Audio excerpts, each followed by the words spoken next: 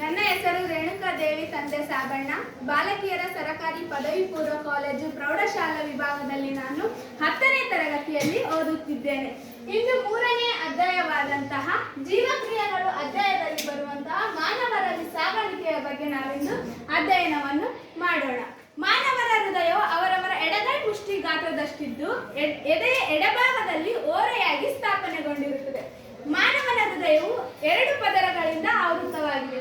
ಒಂದು ಹೊರಪದರ ಮತ್ತು ಒಳಪದರ. ಈ ಹೊರಪದರ ಮತ್ತು ಒಳಪದರದ ಮಧ್ಯೆ ಕಂಡು ಬರುವಂತಹ ದ್ರವವನ್ನು ನಾವು ಪೆರಿಕಾರ್ಡಿಯಲ್ ದ್ರವ ಅಂತ ಕರಿತೀವಿ. ಈ ಪೆರಿಕಾರ್ಡಿಯಲ್ ದ್ರವ ಹೃದಯವನ್ನು ಆಘಾತದಿಂದ ರಕ್ಷಿಸುತ್ತದೆ.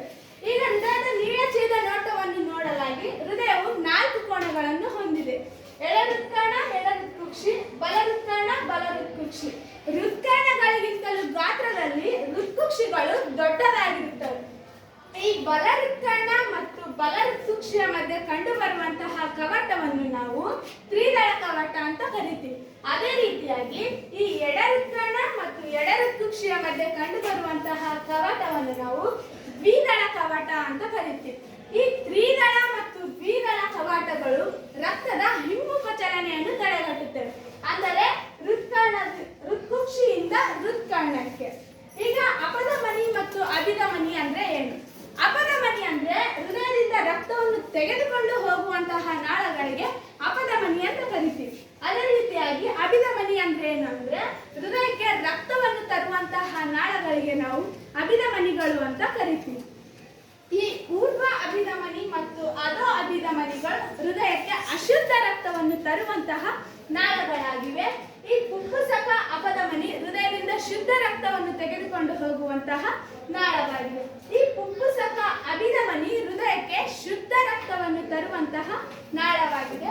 ಅದೇ ರೀತಿಯಾಗಿ ಈ ಮಹಾ ಅಪಧಮನಿ ಹೃದಯದಿಂದ ಶುದ್ಧ ರಕ್ತವನ್ನು ತೆಗೆದುಕೊಂಡು ಹೋಗುವಂತಹ ನಾಳವಾಗಿದೆ. ಈ ಊರ್ಧ್ವ ಮತ್ತು ಅಧೋ ಅಭಿಧಮನಿಗಳು ನಮ್ಮ ದೇಹದ ಎಲ್ಲಾ ಭಾಗದಲ್ಲಿರುವಂತಹ ಅಶುದ್ಧ ರಕ್ತವನ್ನು ತಂದು ಈ ಬಲಹೃತ್ಕರ್ಣದಲ್ಲಿ ಬಿಡುತ್ತವೆ. ಈ ಬಲಹೃತ್ಕರ್ಣವು ಸಂಪೂರ್ಣವಾಗಿ ತುಂಬಿದಾಗ ಈ ಸಂಕುಚನಗೊಳ್ಳುತ್ತದೆ. ಈ ಬಲಹೃತ್ಕರ್ಣವು ಸಂಕುಚನಗೊಂಡಾಗ ಈ ತ್ರಿದಳ ಕವಾಟದ ಮುಖಾಂತರ ರಕ್ತವು ಬಲಹೃತ್ಕುಕ್ಷಿಗೆ ಬಂದು ತಲುಪುತ್ತದೆ. ಬಲಹೃತ್ಕುಕ್ಷಿಯು ಸಹ ಸಂಪೂರ್ಣವಾಗಿ ತುಂಬಿದಾಗ ಇದು ಸಹ ಸಂಕುಚನಗೊಳ್ಳುತ್ತದೆ. ಆಗ ಈ ಪುಪ್ಪುಸಕ ಅಪಧಮನಿಯ ಮುಖಾಂತರ ರಕ್ತವು ಶ್ವಾಸಕೋಶಕ್ಕೆ ಹೋಗುತ್ತದೆ. ಶ್ವಾಸಕೋಶಗಳಲ್ಲಿ ಅನಿಲಗಳ ವಿನಿಮಯ ನಡೆಯುತ್ತದೆ.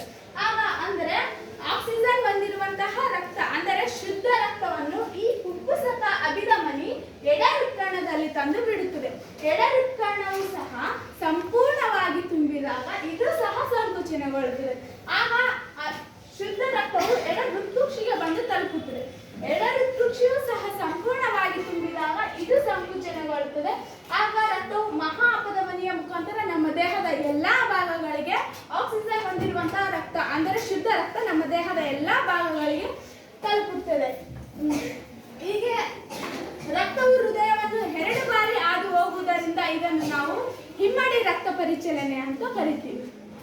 ಹೃದಯ ಮತ್ತು ಶ್ವಾಸಕೋಶಗಳ ಮಧ್ಯೆ ನಡೆಯುವಂತಹ ರಕ್ತ ಪರಿಚಲನೆಯನ್ನು ಶ್ವಾಸಕೋಶೀಯ ರಕ್ತ ಪರಿಚಲನೆ ಅಥವಾ ಪುಪ್ಪುಸಕ ರಕ್ತ ಪರಿಚಲನೆ ಅಂತ ಕರಿತೀವಿ.